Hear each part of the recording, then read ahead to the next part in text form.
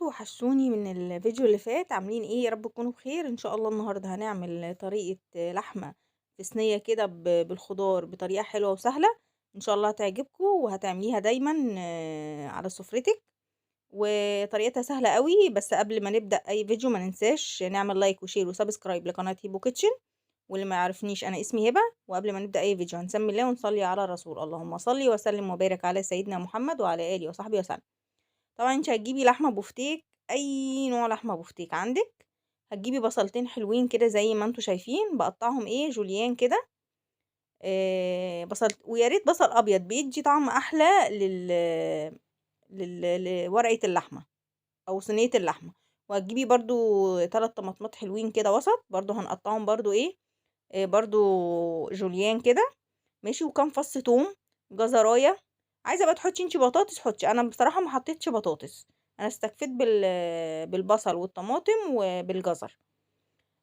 طريقتها هتبقى سهله قوي وبسيطه ومش هتاخد منك وقت، في اقل يعني. بصوا التتبيله دي تعمليها وتسيبيها في اللحمه كده مده ساعه عشان تشرب كلها من بعض، وهتحطيها في الفرن لمده قد ايه برضو ساعه. سهله قوي وبسيطه قوي. بصي برضو الجزر بتقطعيه برضو ايه، حلقات كده بس ما تكونش تخينه قوي عشان تستوي بسرعه. وبرده الثوم قطعناه حلقات. ايه يا بهاراتنا بسيطه قوي ومش بهارات كتير، هي شويه ملح وربع معلقه ملح كده او نص معلقه صغيره. وتظبطي الملح بتاعك، هتحطي معلقه او معلقه ونص. معلقه زيت، معلقه خل، ومعلقه صغيره 7 بهارات. بس هو دي البهارات بتاعتنا، احنا مش عايزين بس نفتكس فيها كتير ولا نحط بهارات كتير، بحيث ان انتي تحسي وانتي بتاكلي صينيه لحمه.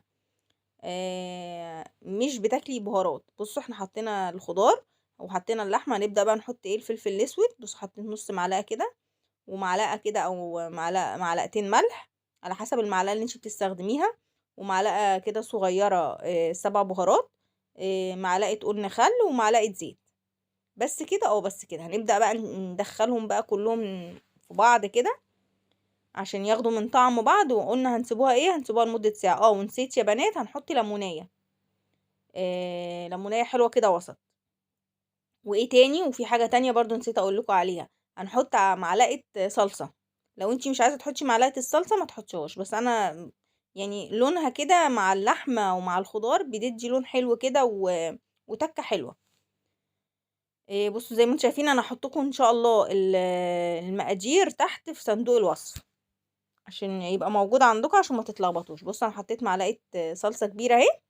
وهنبدا برضو ايه، ندعك كله مع بعضه زي ما بيقولوا، ونرصهم حلو وندخلها الفرن. مش هنحط ميه ولا اي سوائل، هي الخضار اللي فيها هي تنزل سوائلها.